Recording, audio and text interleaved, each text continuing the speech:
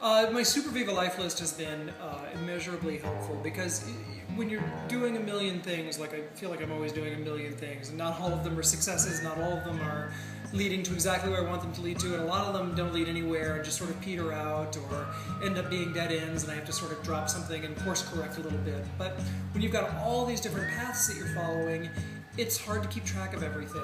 And I think the value of a bucket list, or my life list, a much better name on SuperViva, is to be able to remember the end point, remember what the goal is that you're working towards. So it's a place for me to list out everything that I want to do, just put every crazy idea that I can come up with, capture it somewhere, and then every now and then I can go and look at that and I can say, oh right, this was always a goal to be on a game show. Oh look, now I can take some steps to get there, or oh, I fulfilled that goal without even realizing it. And it's funny because that, I think, is one of the most amazing things about SuperViva and about making a life list is, at least in my experience, I don't always realize when I'm working towards a goal or working towards something that I want to do.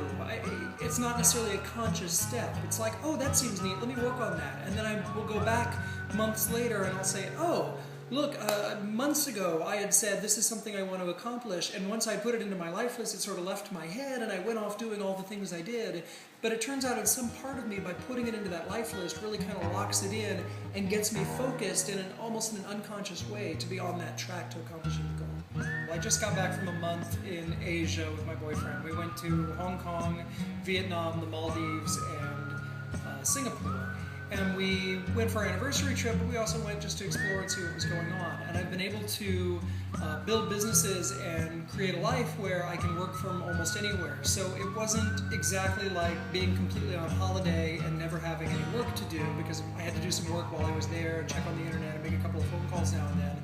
But it also wasn't like I was at work the whole time. I had plenty of time to go out and be a tourist. You know, people talk about wanting to work at home, and then sort of the next generation of that is people joke, well, when you work at home, you don't really work at home, you live at work. And I think the answer is neither one of those. It's sort of this homogenizing of work and life, and it all just becomes, you know, no days off and no days on. It's just sort of part of who you are. So that's kind of the life that I've made for myself. I've visited probably 20 different countries over the last 5 years. I've easily spent 6 months of the last 5 years not being at home and just exploring the world and working the whole time. I was on a game show in the last 5 years, and then another game show, and then another game show. So I've actually been on 6 game shows total, but 3 in the last 5 years.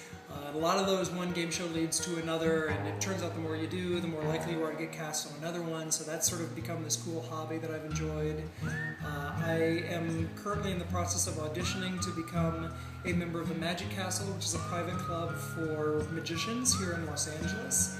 And gosh, what else am I forgetting? Oh, and I've been asked by Hyatt to help video blog and cover the Mega Do, which is a big frequent flyer traveler event